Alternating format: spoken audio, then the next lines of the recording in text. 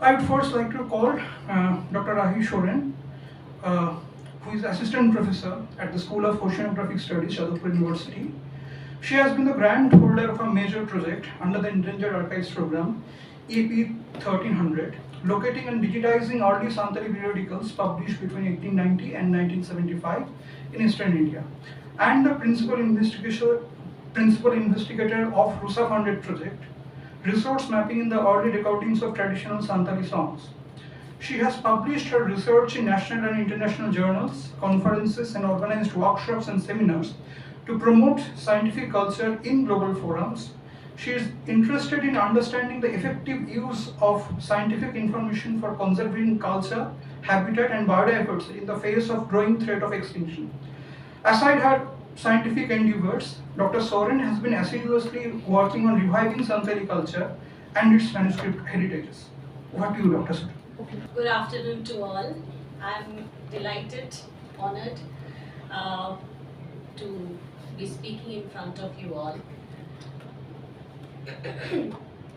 Many thanks to Shatidi for arranging this talk, and hopefully this is a start, and this association will be long to go.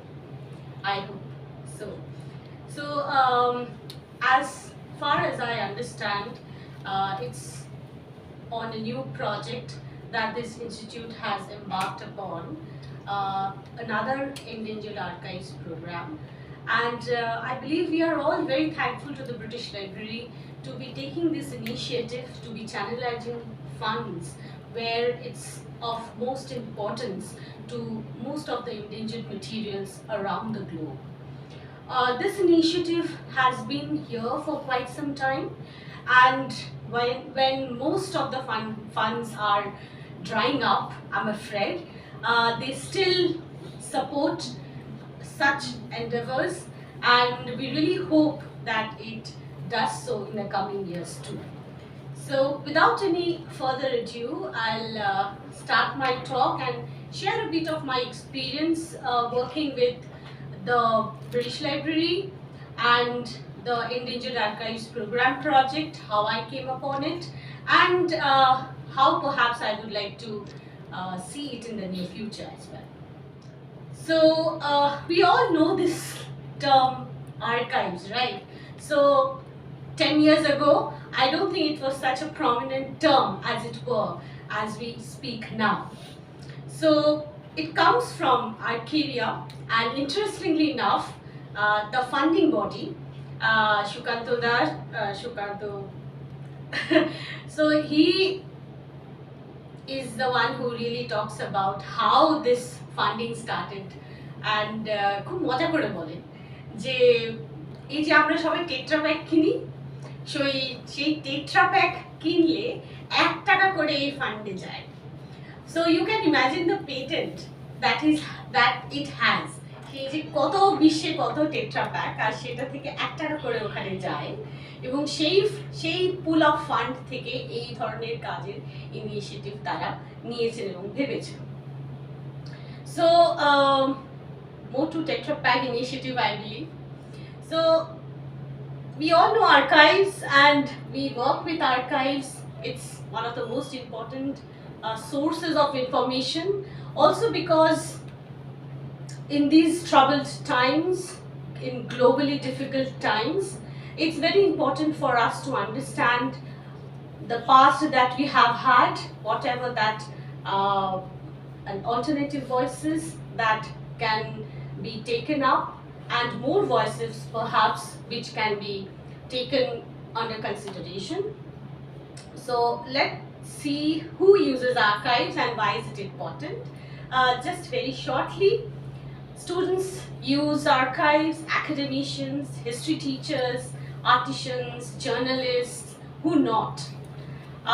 And of course, even if they are not using it, I believe it is very important that we all use archives, and it's all the more reason to preserve and understand our history, to look at or even imagine a future together. So my initiation into archiving was from the School of Cultural Texts and Records, Jadavpur University. At that time, I was not part of Jadavpur University officially, but I was a keen person who used to show up to different workshops and training programs. And Omlan Dash Gupta was the director at that time. And Shamantak Dash was the director after that. And I have learned so much. Even I couldn't even think of writing an EAP project without their help, without their hand holding, so to say.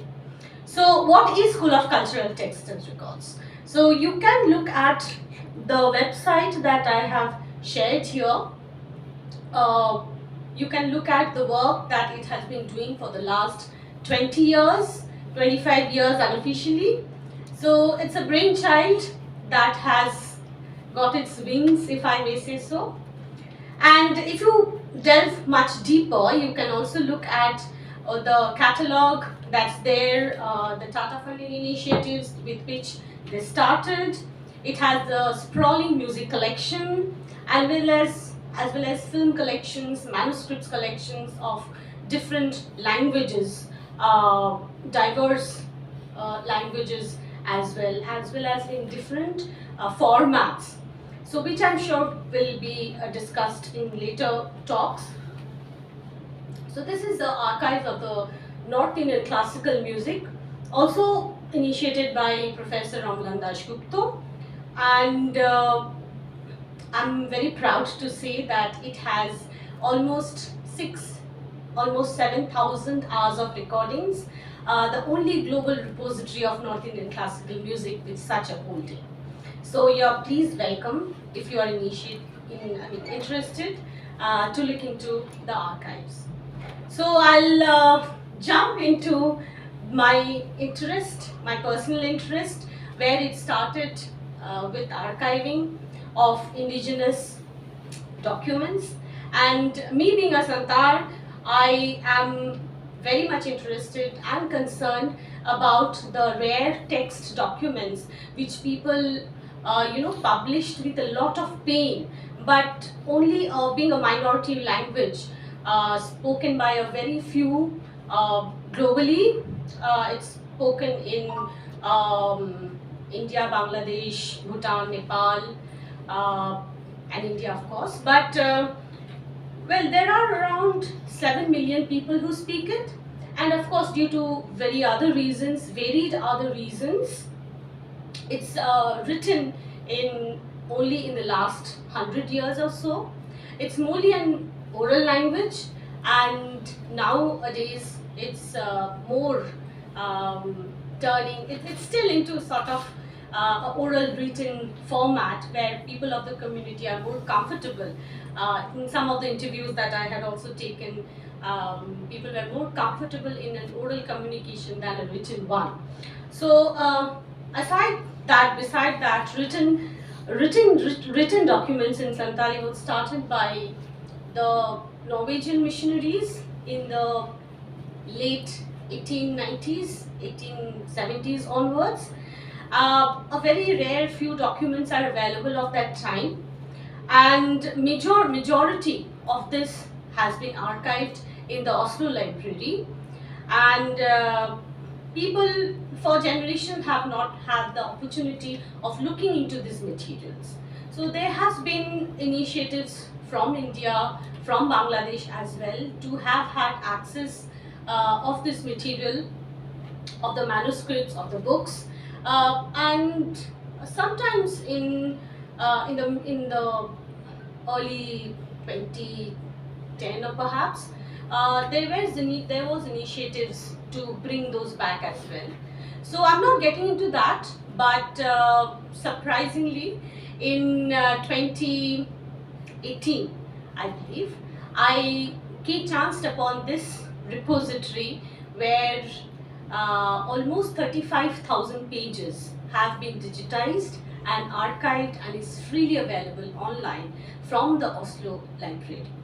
So for me, that was a very inspiring moment, and how me sitting in Kolkata could access those materials. So just to give you some screenshot of those pages, the initiative is called Santali Manuscript and Cultural Heritage Initiative, and you can see many rare documents where the National Library of Norway preserves and manages those documents.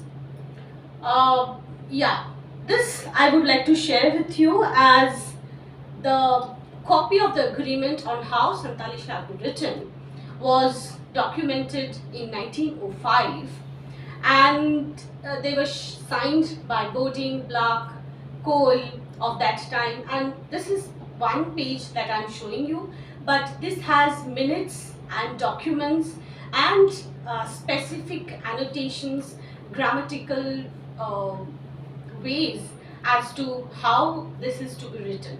It's almost a 10-page document. You can go online and look this up as well.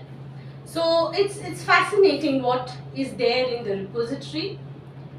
And there are many such, and I really strongly wish that people, researchers in higher education will take this up and look at these materials. So EAP 1300.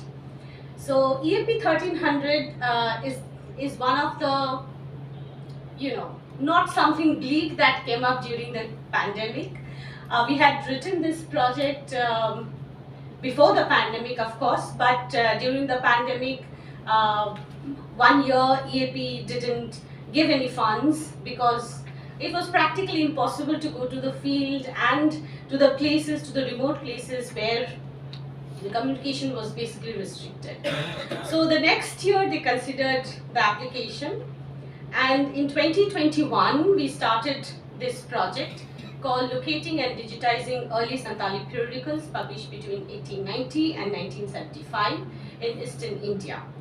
Though we were, major part of this project was to locate text documents that are available. So we had hoped to look at materials as early as 1890 and also manuscripts, but unfortunately we have not found materials as early as 1890. Some of those are available and archived by the Norwegian Missionary are there of that time, but not in this archive. So we took much later materials as well, and it's quite difficult to convince people even to make things available online for all, because people have been holding on to these materials for many years with much difficulty. So I think this is an ongoing process, and I hope more people will come in to look into this, work towards this, and enrich the repository, of course. So as you can see, we had 3 team members, apart from me, of course: Shrutokirti, Shitaram, and Amritesh, who is sitting right here and will talk more about the AP, I believe. So a major part of the project looked into surveying of the manuscripts, where we could get permissions, and some permissions we did already have, but where else we could go for future projects. Shrutokirti was in responsibility for listing and data management. Mostly metadata is a very important part of any archive, and how to do metadata and what are the things to be included, what not. So you who are working in archiving and also with the British Library project know that metadata is a major portion of it, and how it needs to be altered depending upon what material you're working with, text or audio, films, video, etc. etc. So, and Amritesh, who is an expert in digitization, has worked in more than 4 EAP projects, and he is the one who takes most care of the process of digitization, camera fixing, and how to handle rare documents, and so on and so forth. So I also took a screen grab of the website which you can access online. So basically we have 6 collections. We had contacted W. Soren, Rabon Chandra Baske, Sushil Baske, and Mahadev Hasta and Purno Chandra Soren. So you can see this on the link and also explore the different materials. I'll not go into each of the materials, each of the document that has been digitized, but I would really like to share some of the material which will, I guess, instigate future researchers to look more into it. So this is a metadata. We can talk about it later, just to show you how a metadata looks and how flexible it can be. I have the British Library metadata with me. If anyone's interested, please get in touch and we can explore this in much details. So there's identification, different levels, titles, descriptions, publications, scripts, transcripts, etc., etc., a whole lot of things. So some of the materials that we had digitized is Dharwa and Shushar Dahar. So you will also find it very interesting that Santali is one of the languages which is written in 5 scripts as of now. So it was initiated by the missionaries. It was started to be written from in the Roman script, right? So as we all know, with language-based political divisions of our states came into being, and Santali, being a minority language, was divided. The people were divided among different states. So some people lived in Orissa, some in Bengal, some in Bihar of that time, now Jharkhand, some portion, and many have also been migrated to, forcefully perhaps, to Assam as well. So what would people do? So the compulsory language in which they had to study was their state language.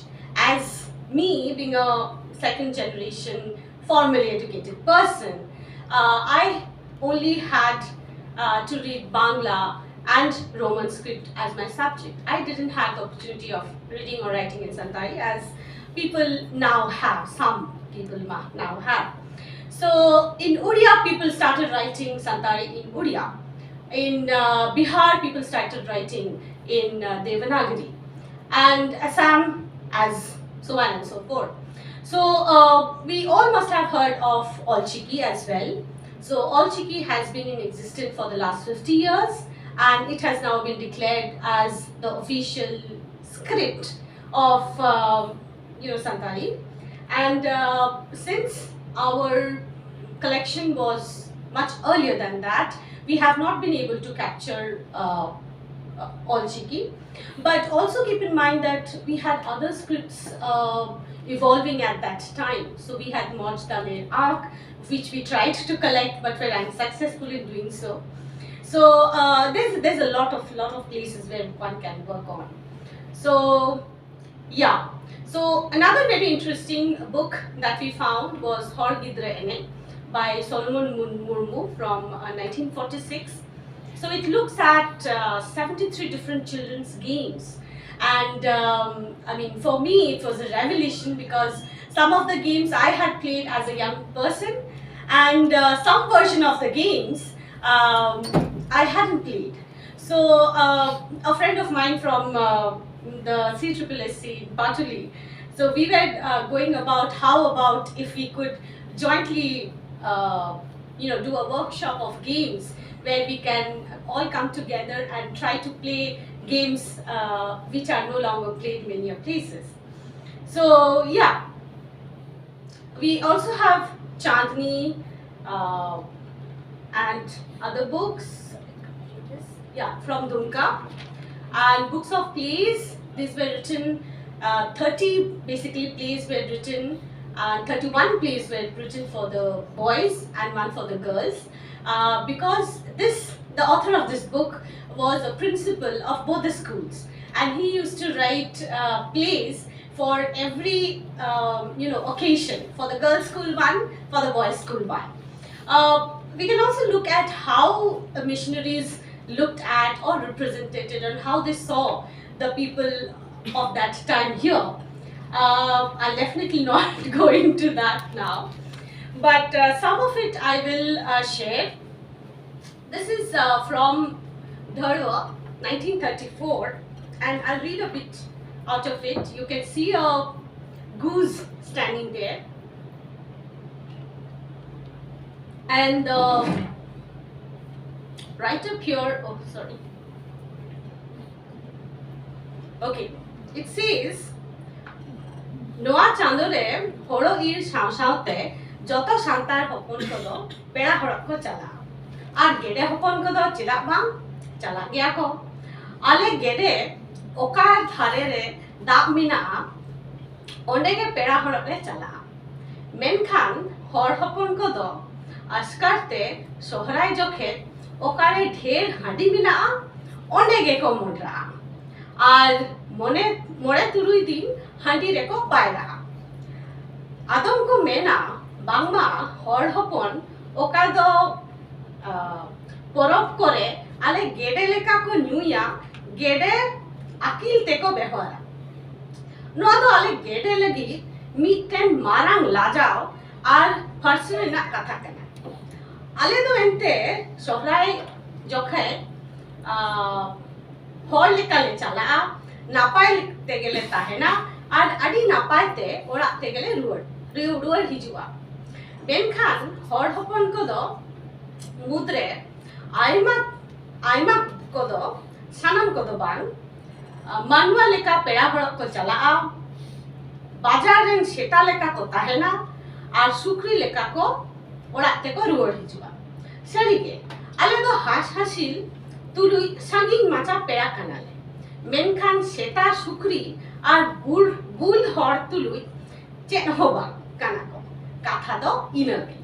So I'll not read out the English translation of this, but you can understand that Hash Hashil is considered as someone who in the Santal mythology is considered as the ones who had laid the eggs, and from those eggs the first Santar man and woman had taken birth. So if you have this information, you will understand how the Christian missionary was trying to influence as drunken Santals as someone which we do not want to be related to. So this is also one way how the missionaries had looked at. There are many more. So here is one puzzle, another one from Dharwa.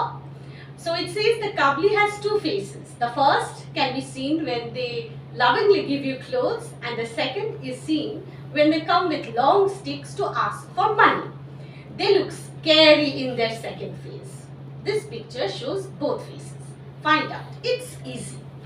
So you can also understand what kind of representation of the Kabliwala have had to the people of the Santal Parganas of Benegaria, and how relatability works or perhaps had worked at that time. So yeah, there are some other songs, poems, Chatti or Sereng. So it's a Sereng or a song which is done during the initiation of the child into the Santal community.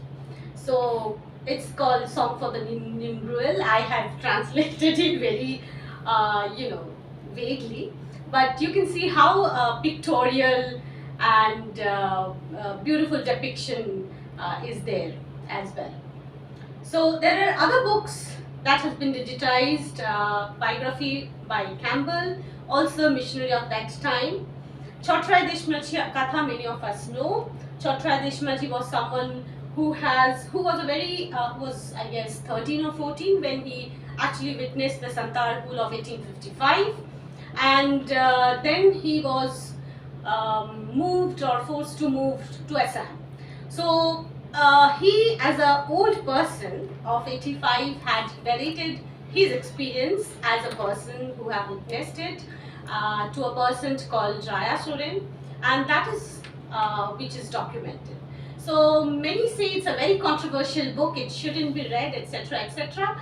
But I think that is also an important piece of history which we need to look at when we are talking of Santal rebellion and other derivatives as well. So just to give you a piece of how Santali would have been written in Devanagari. So this is Hor Sambad. This was published by government of Bihar, and this also gave the state news, the news narrative by the Bihar state to the Santal population of that time. So yeah, I'll wrap up in a bit. So I'll talk about when some of the written documents or texts were started to be written by the indigenous population themselves. So I'll read out this, not the whole one, but 2 paragraphs of the poem written by Sharada Prasad Kishku in Hor Sambad in 1960. So, Amlekan inho manmikani, inho horma jivi minatina, inho napai ge tahen chane, loa hor kondo okoy changai sahakina. Inho henak tinya rengek rabang, inho henak tinya mone ontor, inho hormo jivi minak tinya, inho napai akan tahen chane. So a loose translation goes, but still, I am but a human too. I have a body and a soul too. Who will stop me from this path? I too have hunger and cold. I too have mind and emotions. I too am alive, not dead. Till I have strength, I will be a Santal. So, yeah. Without thanking my collaborators, this talk will be incomplete. And of course, my ancestors who have had struggled, have enriched the Santali cultural heritage. You can see Mahadev Hasda, Guhiram Shorin in this picture, who also recently passed away. We had also visited Tilka Majhi Library, Baba Tilka Library in fact. And very interestingly, after 2013, after his involvement, inclusion in the 8th schedule of the Indian Constitution, All Chiki is much prominently seen in many places. This is in Odisha, in Rairampur. And we have not been able to digitize any of the materials from Baba Tilka Library, but we look forward to do it in our future projects. So I would also like to thank the team, which is much larger. Anuradha, Proloy, I can see Joy Jayanti, yes, Shantanu, Shitaram, Shukantoda, Shobhik, and Anandarup seen in this picture, and myself. So, but of course, there are many other people who have been a constant support, university faculties, and of course, Shamantok Dash, Omnandash Gupta, and Professor Shukanto Chaudhary. So, thank you so much for listening to me, and I'm happy to answer any questions or talk in details about anything that you would like from this talk. Thank you so much.